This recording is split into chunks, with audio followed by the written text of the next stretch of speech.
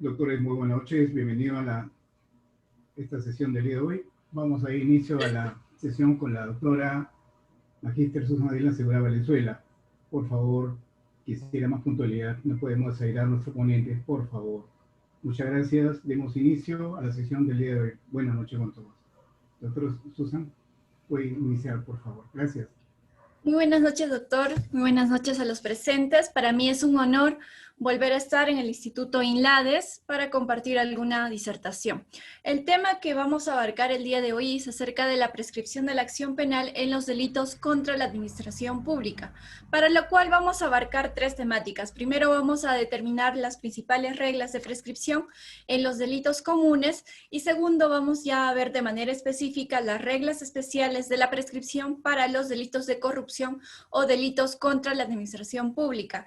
Y finalmente, en un tercer punto, vamos a abarcar las reglas de aplicación temporal de las reglas de prescripción de la acción penal, es decir, si rigen los principios de retroactividad benigna y retroactividad, etc.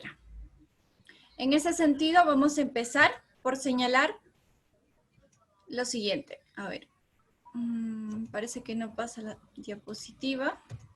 Ya. Vamos a determinar el cómputo del plazo de prescripción de la acción penal, para lo cual debemos de tener en cuenta que en relación a la prescripción existen dos reglas. Uno es el plazo ordinario y el otro es el plazo extraordinario de prescripción de la acción penal. El plazo ordinario se encuentra regulado en el artículo 80 del Código Penal, el cual establece las siguientes reglas para nosotros poder determinar cuándo es que prescribe un delito.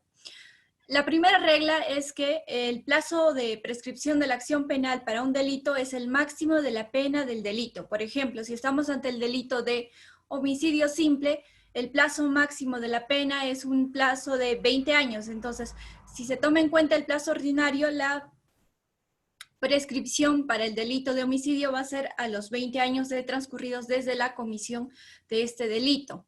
Sin embargo, existe una problemática en el Código Penal en los supuestos de delitos en los cuales solo se establece el plazo mínimo de sanción para este delito, pero no se establece el plazo máximo de la pena para este delito.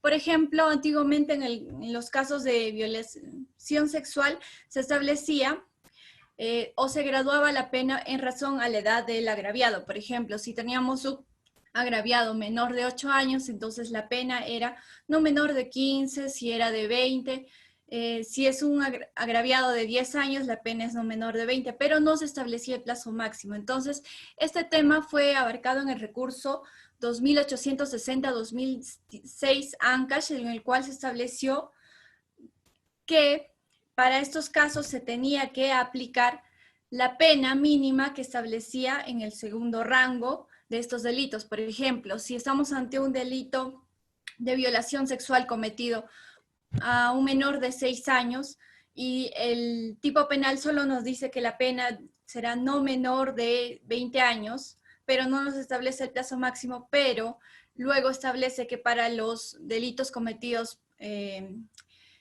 para menores de 10 años el plazo será de 25 años, entonces en ese caso se va a aplicar el segundo plazo mínimo, que va a ser de 20 años. Entonces, ya con este tratamiento del recurso de nulidad 2860-2006 ANCASH, ya se puede determinar cuándo es que se va a prescribir un delito en el cual no se establezca un plazo máximo del delito, sino solo un plazo mínimo de imposición de la pena.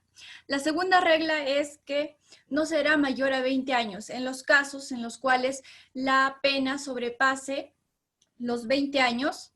Por ejemplo, el delito de feminicidio que establece una pena de 25 años, entonces lo que establece el Código Penal es que el plazo de prescripción ordinario para estos delitos no va a ser 25 años, sino va a ser la de 20 años. Sin embargo, esta regla solo establece para el plazo ordinario. Entonces, sí rige el plazo extraordinario de prescripción de la acción penal, que para este caso sería un plazo de 30 años, porque es el máximo de la pena más la mitad. Eso se establece en el Acuerdo Plenario 9/2007, y también en los casos en los cuales estamos ante delitos de cadena perpetua, el plazo de prescripción de la acción penal va a ser de 30 años. Sin embargo, solo esta regla hace referencia al plazo ordinario, puesto cuando estemos ante la concurrencia de el plazo extraordinario de la prescripción, entonces en estos casos el plazo va a ser el máximo más la mitad. Si el máximo es de 30 más la mitad sería 45 años para que prescriban los delitos sancionados con cadena perpetua. La tercera regla es acerca de delitos que tengan otras penas diferentes a la pena privativa de libertad. Estamos hablando de delitos que tienen pena de multa, de delitos que restringen derechos, de penas que restringen derechos. Entonces, en estos casos, el plazo de prescripción de la acción penal va a ser de 2 años. Y el plazo extraordinario, en consecuencia, va a ser de 3 años. Ahora, eso es en relación al plazo ordinario. El plazo extraordinario, vamos a estar ante los supuestos en los que opera la interrupción de la prescripción de la acción penal. ¿Qué es la interrupción de la prescripción de la acción penal? Pues la interrupción es la pérdida del tiempo que ha ganado el procesado a su favor en relación al plazo de prescripción. Esta pérdida del tiempo se produce por supuestos específicos que establece el artículo 83 y que vamos a detallar a continuación. El fundamento de esta regla de prescripción de la acción penal es la posibilidad de un éxito que se pueda ver en investigación, es decir, la posibilidad de que se pueda sancionar el delito que se está investigando o procesando. Entonces, en esos casos se ve conveniente de que se interrumpa la prescripción de la acción penal, es decir, el cómputo del plazo de prescripción de la acción penal, se va a perder el tiempo que se ha venido ganando y se va a iniciar un nuevo plazo de prescripción de la acción penal. ¿Cuál es la finalidad de esta regla? La finalidad de esta regla es evitar la impunidad. Al igual que la suspensión de la prescripción de la acción penal, lo que se busca al establecer estas reglas de prescripción es evitar la impunidad del delito en los casos en los cuales ya este delito viene siendo investigado y procesado por parte de los órganos jurisdiccionales.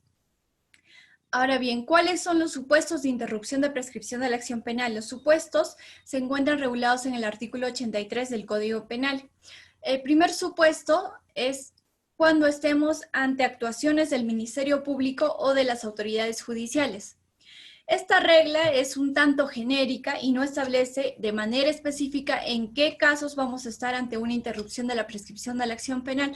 Es por ello que esta temática fue abordado en la Casación 347-2011 Lima, en el cual se estableció que vamos a estar ante actuaciones del Ministerio Público o de las autoridades judiciales que tienen la capacidad de interrumpir el plazo de prescripción de la acción penal en los casos en los que exista una imputación válida contra una determinada persona y contra un determinado hecho. Entonces, lo que se requiere para que las actuaciones del Ministerio Público, de las autoridades judiciales, interrumpan la prescripción de la acción penal es que estamos ante una persona identificada con nombre y apellido y una descripción de los hechos que supuestamente habría cometido. Mayormente vamos a estar ante estos supuestos cuando nos encontremos en la disposición de apertura de diligencias preliminares, en las cuales el representante del Ministerio Público ya establece a una persona con la cual se sigue determinada investigación y también se establecen los hechos por los cuales se le investiga. Sin embargo, no se debe de tener en cuenta que se requiera una imputación necesaria. Simplemente se requiere una imputación válida, simple, en la cual se detallen los hechos y no se especifiquen tanto de manera específica los hechos que se vienen investigando. Ahora bien, ante esta regla también debemos de tener en cuenta algunas subreglas que debemos de tener en cuenta. Por ejemplo, si estamos ante un caso en el cual solo se llama a nuestro patrocinado como testigo, pero no se le llama o no se le incluye dentro de la investigación como investigado, entonces en esos casos no se interrumpe la prescripción de la acción penal para esta persona. Ya posteriormente, cuando este testigo ya sea incluido dentro de la investigación como investigado o se le formaliza investigación preparatoria contra él, entonces en ese supuesto, en ese escenario, solo en ese caso se va a interrumpir la prescripción de la acción penal y no cuando se le haya llamado antes como testigo. Ahora bien, otro supuesto que se establece y que es un tanto confuso es determinar si es que la interposición de una denuncia ya interrumpe la prescripción de la acción penal o una querella. En estos casos se debe tener en cuenta que el simple hecho de nosotros denunciar un delito ello no va a interrumpir la prescripción de la acción penal, puesto que no hay una respuesta por parte del órgano legitimado para ejercer el ius puniendi, es decir, del Ministerio Público, en el cual haga notar que va a seguir una investigación contra determinada persona y por determinados hechos. Entonces, es por ello que se establece que en la disposición de apertura de diligencias preliminares, en esos casos mayormente se va a dar este supuesto de interrupción de la prescripción de la acción penal, más no en los casos en los cuales se interpone una denuncia o una querella, porque se requiere una previa evaluación por parte del Ministerio Público para que decida investigar o no este hecho delictivo. Otra subregla que debemos de tener en cuenta es en relación a la comisión de un nuevo delito doloso. Esta es una nueva regla de interrupción de la prescripción de la acción penal que se regula en el artículo 83 del Código Penal. Sin embargo, esta regla de prescripción de la acción de interrupción de prescripción se encuentra duramente criticada por parte de la doctrina, puesto que se establece que es una regla que en la práctica no se va a poder aplicar. Me explico por qué.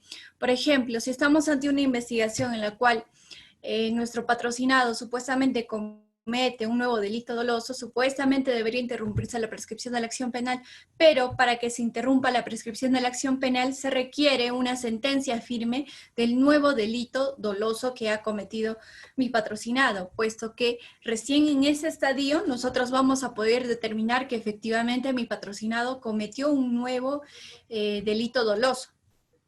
Ante esta problemática se plantea una solución en la cual se establece que no basta o no es necesario contar con una sentencia firme que termine la comisión de un nuevo delito doloso, sino que podemos interrumpir la prescripción de la acción penal cuando estemos ante una acusación por la comisión de un nuevo delito doloso. Sin embargo, esta solución también es un tanto problemática, puesto que se puede interrumpir la prescripción de la acción penal ante la acusación de un nuevo delito doloso, pero que posteriormente en el proceso se determine que esta persona no cometió el nuevo delito doloso, o por lo general sí cometió el delito, pero no en título de dolo, sino a título de culpa. Entonces, en esos casos vemos que posteriormente ya se puede determinar que esta regla de la interrupción no debió aplicarse, puesto que no estábamos ante un nuevo delito doloso.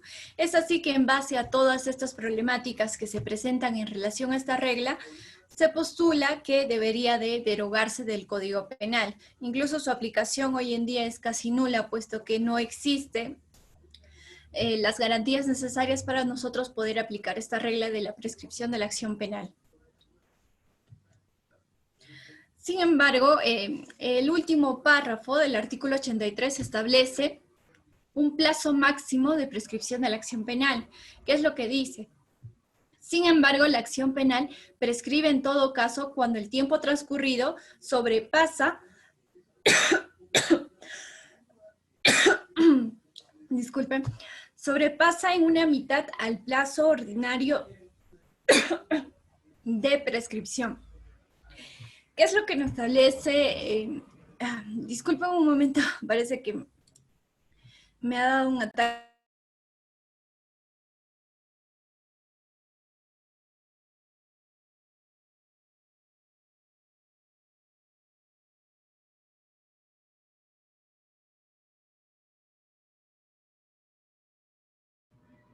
Claro, cuidado, doctor Sosa. Continúa nomás. Luego de esta breve interrupción, bueno, vamos a continuar. Parece que la voz hoy día no me acompaña. Cuidado. A todos nos pasa. Vamos a continuar. Lo que establece el artículo 83 en su último párrafo es una regla o un plazo máximo de prescripción de la acción penal. Lo que establece es que, sin embargo, pese a que se interrumpa la prescripción de la acción penal, en todo caso, el plazo máximo de prescripción de la acción penal va a ser el tiempo transcurrido del máximo de la pena más la mitad de ese plazo. Entonces, por ejemplo, si estamos ante un delito que se sancione con una pena privativa de libertad de 4 años, en ese caso el plazo de prescripción de la acción penal máximo que se puede aplicar cuando se interrumpe la prescripción de la acción penal va a ser de 6 años. Por ejemplo, si desde que yo cometí el hecho delictivo han pasado 2 años y recién después de 2 años se ha aperturado investigación preliminar contra mí, entonces en este caso se interrumpe la prescripción de la acción penal y se requiere que pasen 4 años todavía para que el delito prescriba. Ya. Pasamos a la siguiente diapositiva. Ahora sí vamos a abarcar ya las reglas especiales de la prescripción en los delitos contra la administración pública. Estas reglas especiales también se encuentran reguladas en el artículo 80 del Código Penal. Se encuentran reguladas en el último párrafo y se establece la siguiente regla. Se dice que en casos de delitos cometidos por funcionarios o servidores públicos contra el patrimonio del Estado, el plazo de prescripción se va a duplicar. Esta regla es un tanto genérica y ha traído una serie de diversos debates y posiciones contrarias en relación a cuáles son los delitos contra la administración pública que deben abarcar esta dúplica del plazo de prescripción de la acción penal. Es así que, primero, en el Acuerdo Plenario 1 del 2010 se establece en el Fundamento 2, el 18, que para aplicar la dúplica del plazo de prescripción, evidentemente esta dúplica no se va a aplicar para todos los delitos contra la administración pública, sino para aquellos delitos en los cuales existan 3 requisitos. Primero, que exista una relación funcional entre el agente, entre el autor o coautor del delito y el patrimonio del Estado. Tiene que haber una relación funcional entre el autor y el patrimonio del Estado. Ahora bien, esta relación funcional lo que va a comprender van a ser actos de administración, que pueden ser manejo o custodia de bienes del Estado o patrimonio del Estado, y actos de percepción, que resultan los actos de captación o recepción de determinados bienes o patrimonio del Estado, y actos de custodia, que significa la posesión que uno tiene sobre el patrimonio del Estado, que implica deberes de protección, vigilancia y conservación. Entonces, en estos casos se va a aplicar la dúplica del plazo de prescripción.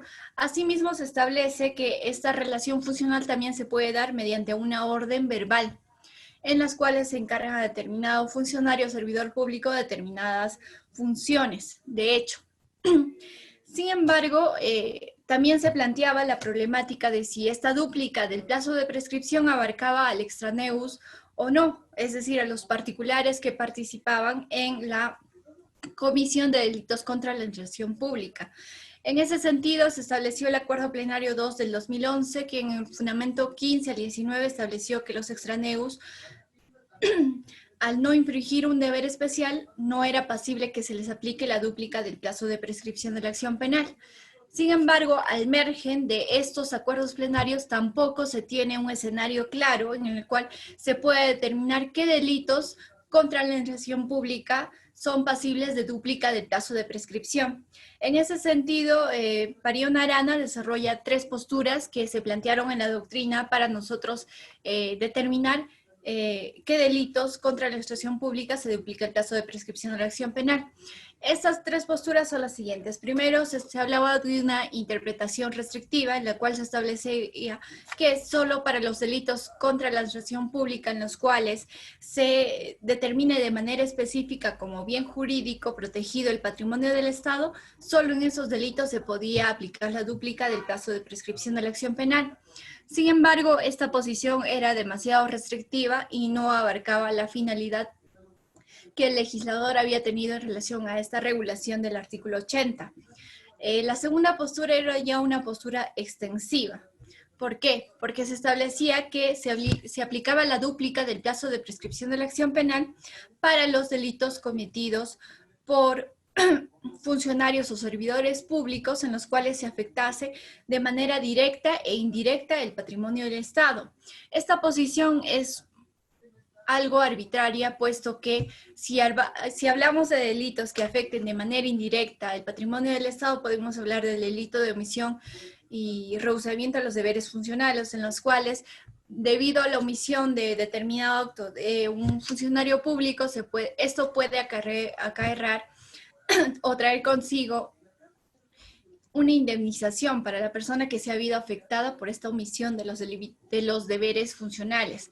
Sin embargo, esta interpretación es demasiado extensiva, por esto que podemos abarcar incluso los delitos de asesinato, de homicidio de funcionarios o servidores públicos, puesto que a lo largo esto va a traer consecuencias para el patrimonio del Estado, ya que el funcionario o servidor público ya no va a seguir trabajando. Entonces, vamos a llegar a supuestos que ya no tienen un sentido para lo que en sí el legislador ha querido establecer con esta dúplica del plazo de prescripción de la acción penal.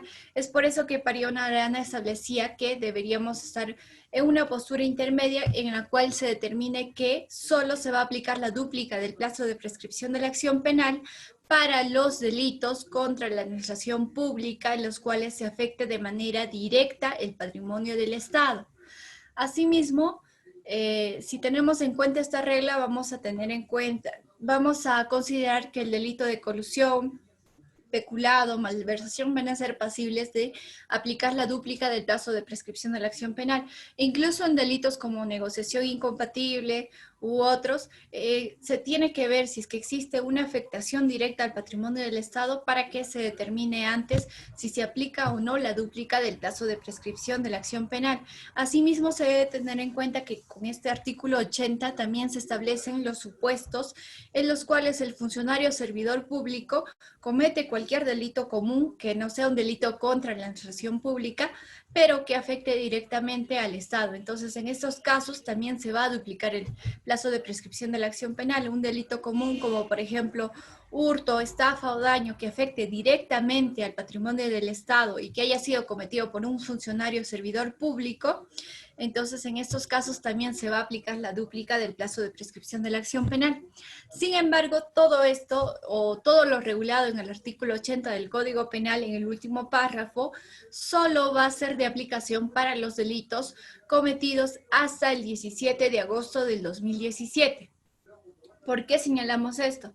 Puesto que en esta fecha, el 17 de agosto del 2017, se modifica el artículo 41 de la Constitución Política del Estado, en el cual se establece que el plazo de prescripción de la acción penal se duplica en caso de delitos cometidos contra la administración pública o del patrimonio del Estado, tanto para funcionarios o servidores públicos como para particulares.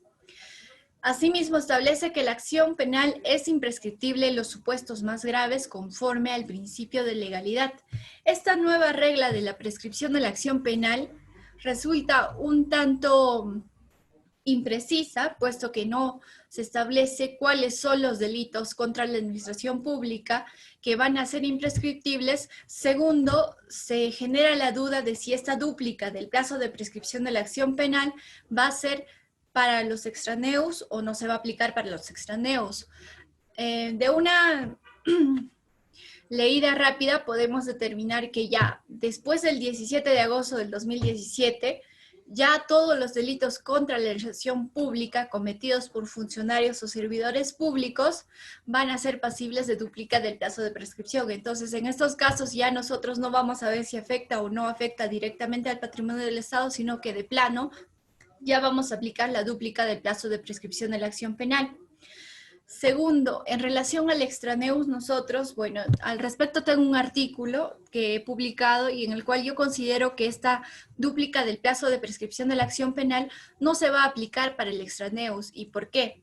Porque para ello tenemos que remitirnos al dictamen conjunto recaído en los proyectos de ley que dieron lugar a la promulgación o a la modificatoria del artículo 41 de la Constitución Política, en la cual en este dictamen se establece lo siguiente.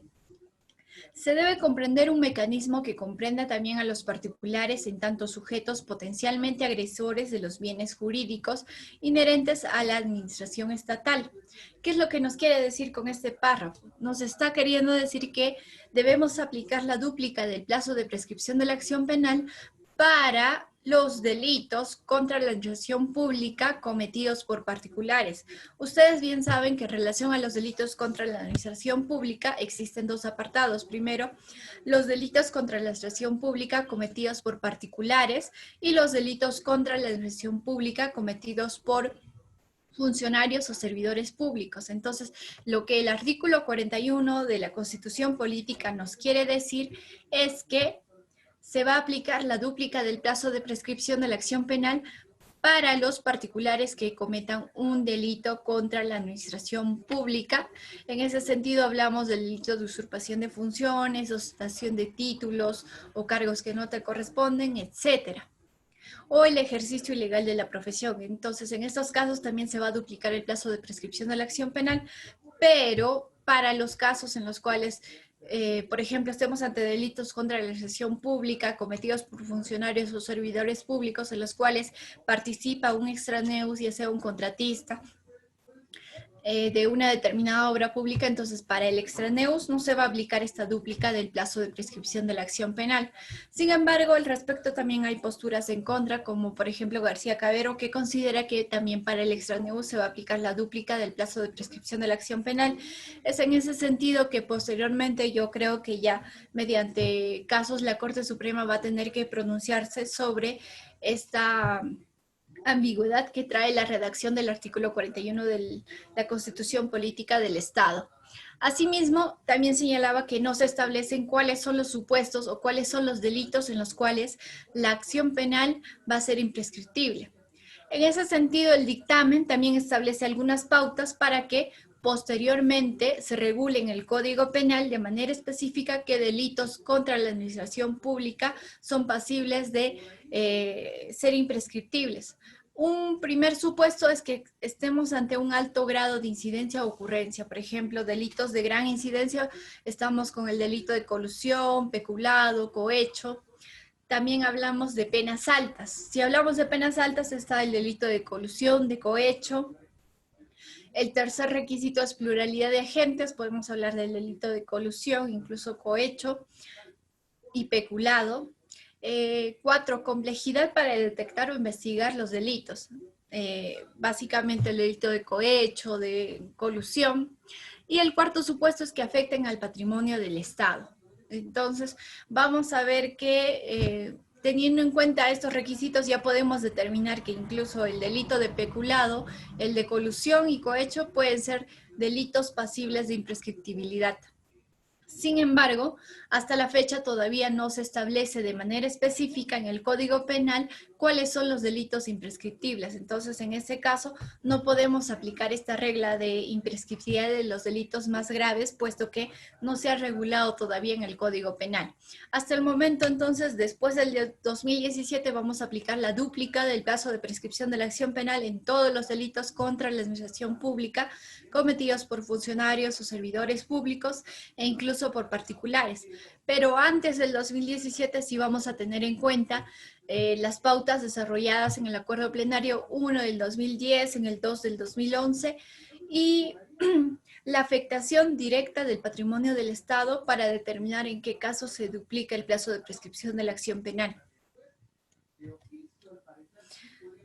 Ahora sí, ya habiendo detallado los principales problemas que existen en relación a la prescripción de la acción penal para los funcionarios o servidores públicos que cometan delitos contra la administración pública, vamos ya a abarcar el tercer tema, que es acerca de la aplicación en el tiempo de las reglas de prescripción. Es un tema bastante importante, puesto que con esto vamos a determinar si se aplica o no las reglas de retroactividad benigna y retroactividad o retroactividad de las normas. Para abarcar este tema tenemos que tener en cuenta cuál es la naturaleza jurídica de la prescripción de la acción penal. Al respecto se han planteado 3 teorías. La primera teoría es acerca de la tesis procesal de la prescripción de la acción penal. ¿Qué nos dice esta teoría? Nos dice que la prescripción de la acción penal, como lo que hace es interrumpir o imposibilitar el ejercicio de la persecución penal del jus puniendi del Estado, entonces esta es una regla o es una institución que pertenece al derecho procesal. Si pertenece al derecho procesal, ¿cuál es la consecuencia? Que para las normas procesales rige el principio tempus regit actum, que quiere decir que se aplica la norma vigente a la fecha en la cual se aplica la norma, ¿no? Entonces, en estos casos, no va a ser posible de que nosotros apliquemos las reglas de la retroactividad benigna o la retroactividad. Ahora, si tenemos en cuenta la tesis material de la prescripción, vamos a tener en cuenta que la prescripción lo que busca o lo que hace que se imposibilite el ejercicio de la acción penal es que lo que va a prescribir es el delito, más no la posibilidad de que el Estado pueda perseguir el delito. Sin embargo, si tomamos esta postura, ¿cuál va a ser la consecuencia? La consecuencia va a ser que se pueda aplicar los principios de retroactividad benigna a favor del reo y el principio de irretroactividad. Entonces, sin embargo, estas dos posturas presentan diversas críticas en la doctrina. Por ejemplo, en relación a la tesis procesal se establece que la tipicidad también impide la persecución penal del delito y no por ello se establece que la tipicidad es una norma de derecho procesal. Por el contrario, la tipicidad es una norma del derecho sustantivo. Entonces, en esos casos no se explica o no se justifica de manera precisa por qué es que se tiene que considerar la prescripción de la acción penal como una norma material, como una norma procesal.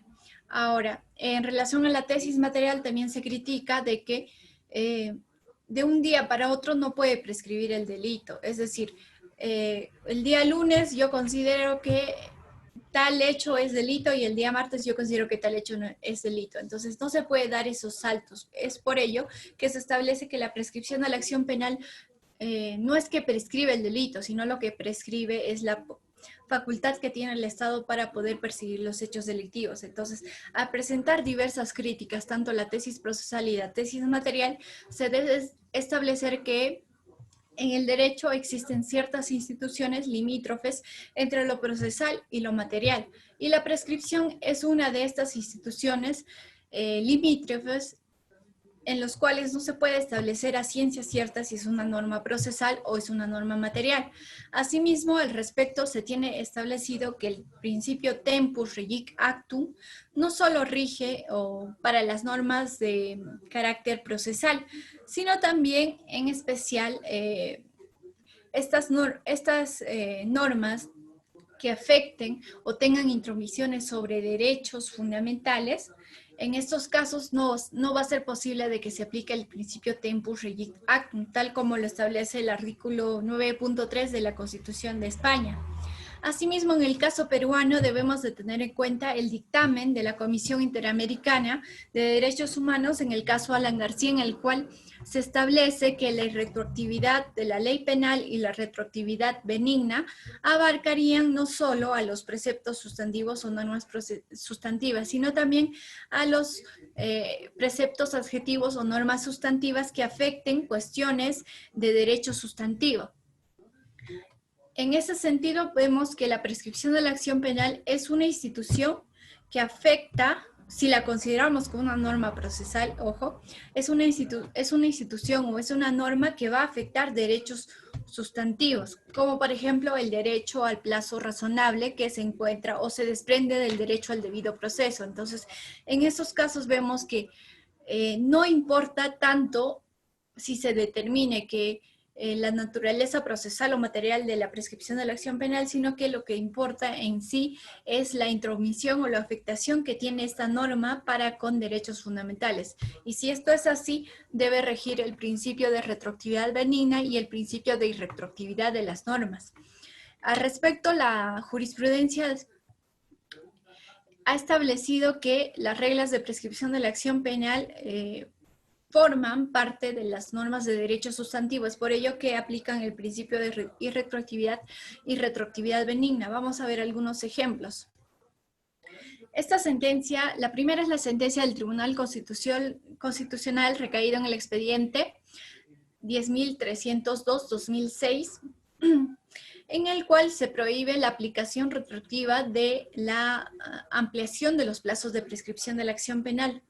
Es decir, se aplica la aplicación retroactiva, se prohíbe la aplicación retroactiva cuando va a afectar al procesado. Por ejemplo, en supuestos en los cuales yo cometo determinado delito que se sanciona con 6 años y posteriormente se cambia la norma y ya este delito no se sanciona con 6 años, sino se sanciona con 10 años. Entonces, en estos casos se prohíbe la aplicación retroactiva de las normas y se establece para el cómputo y para la determinación de la pena el plazo inicial de la pena. que es el plazo de 6 años. El segundo ejemplo es el recurso de nulidad 2124-2012 Lima, en el cual se aplica la retroactividad benigna.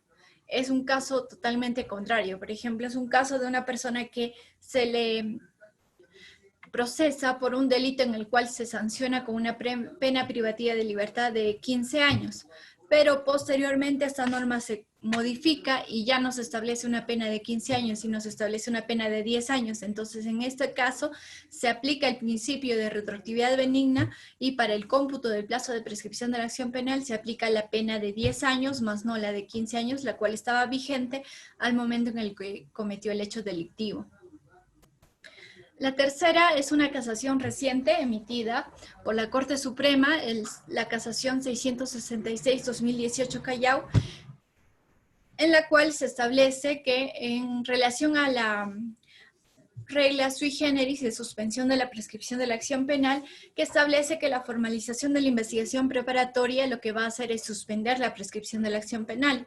Ante esto se plantea la siguiente interrogante, se dice que como esta regla de suspensión de la prescripción de la acción penal se encuentra regulada en el Código Procesal Penal y no se encuentra regulada en el Código Penal, entonces esta es una norma de carácter procesal y se debe aplicar el principio tempus regic actum. Sin embargo, la casación 666-2018 lo que establece es que no importa que esta regla de suspensión de la prescripción de la acción penal se encuentra regulada en el artículo 339, inciso numeral 1 del Código Procesal Penal, sino que se debe tener en cuenta que esta regla obedece a una de las reglas de suspensión de la prescripción de la acción penal, la cual es una norma de carácter sustantiva, señala la Corte Suprema.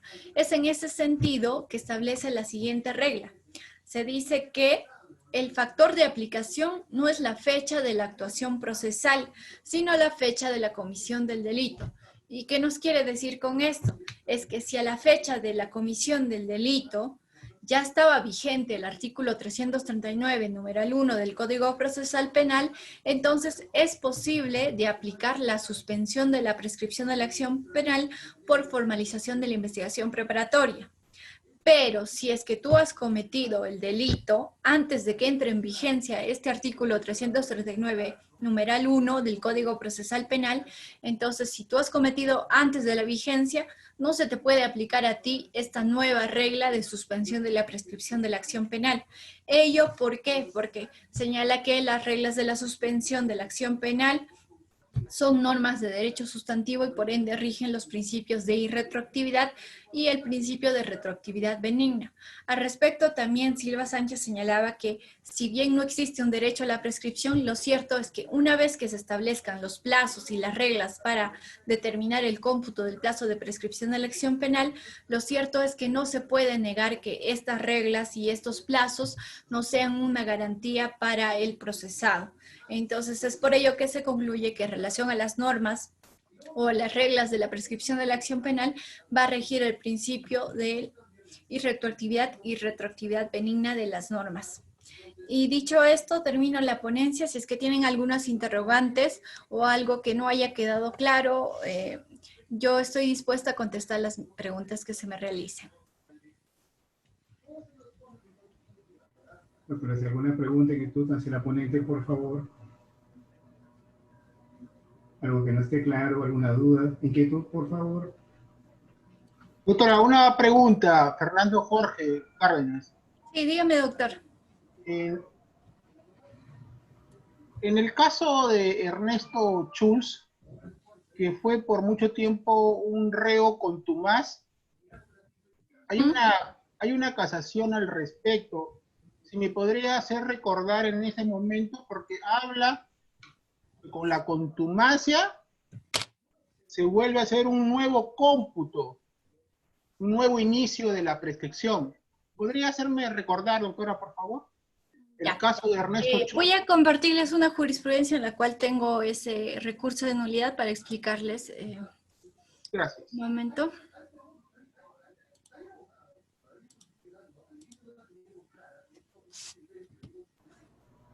A ver, espérese.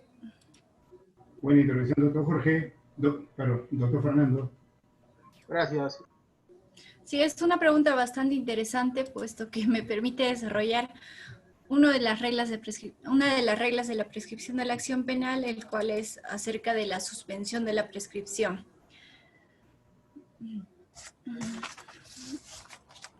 A ver.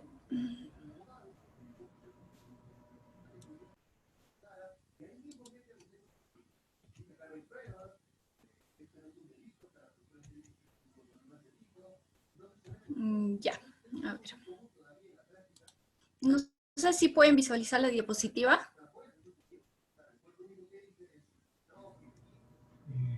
Sí No, se puede doctora. ver, ¿verdad? No, doctora, no se ve. No se ve. A ver, vamos.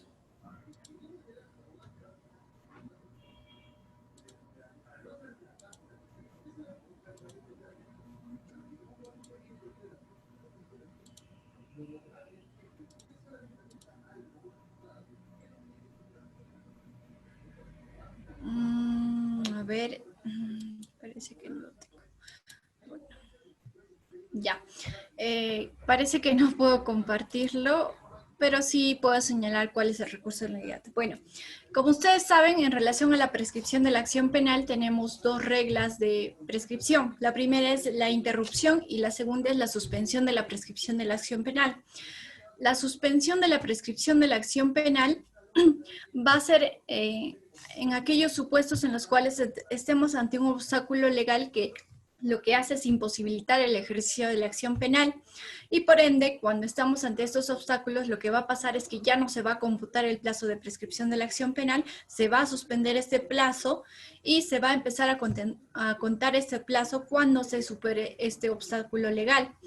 Sin embargo, al margen de esta regla o esta definición que se encuentra en el artículo 84 del Código Penal, se establece de manera específica que la contumacia va a ser un supuesto de suspensión de la prescripción de la acción penal. En ese sentido, primero se estableció que se suspendía la prescripción de la acción penal, pero no se establecía el plazo hasta que, o el plazo máximo de esta suspensión de la prescripción de la acción penal. Es por ello que el recurso de nulidad, a ver, ya, es por ello que el recurso de nulidad 1835-2015 Lima se establece que el plazo máximo de suspensión de la prescripción de la acción penal ante la declaratoria de contumacia va a ser de 6 años, porque anteriormente lo que se establecía con la regulación del artículo 1 de la ley 26.641 es que una vez que esta persona que ha sido declarado reo contumaz se ponga a derecho, es en ese momento en el cual recién se volvía a computar el plazo de prescripción que se había suspendido. Pero ante la vulneración del derecho al plazo razonable, se establece que el plazo máximo de suspensión de la prescripción de la acción penal para los casos de contumacia va a ser un plazo máximo de 6 años. Eso es en relación a la contumacia. Asimismo, también es interesante ver el recurso de casación 627-2018 Arequipa, en el cual se establece que la suspensión de la prescripción de la acción penal en caso de contumacia solo va a ser aplicable para los delitos que se hayan cometido o que se tramiten con el antiguo Código de Procedimientos Penales, más no para los delitos que se hayan cometido en la vigencia del nuevo Código Procesal Penal, puesto que esta regla de suspensión de prescripción de la acción penal estaba pensado para los casos que se tramitaban con el Código de Procedimientos Penales. Entonces, a la actualidad, en los delitos que hayan sido cometidos en la vigencia del nuevo Código Procesal Penal, no se puede aplicar esta regla de suspensión de la prescripción de la acción penal por contumacia. Ok, doctora. No sé si tienen alguna otra interrogante. Doctora, ¿alguna intervención, una aclaración, un comentario? Doctora Susan, creo que ya está claro su participación, su ponencia. Le agradezco una vez más su nueva institución, su excelente ponencia, como siempre, clara, didáctica y de frente a grano, ¿no? Como siempre suelo decir. ¿Se copia? Muchas gracias. Hasta luego, que tengan buena noche. Gracias por la participación de todos. Bueno.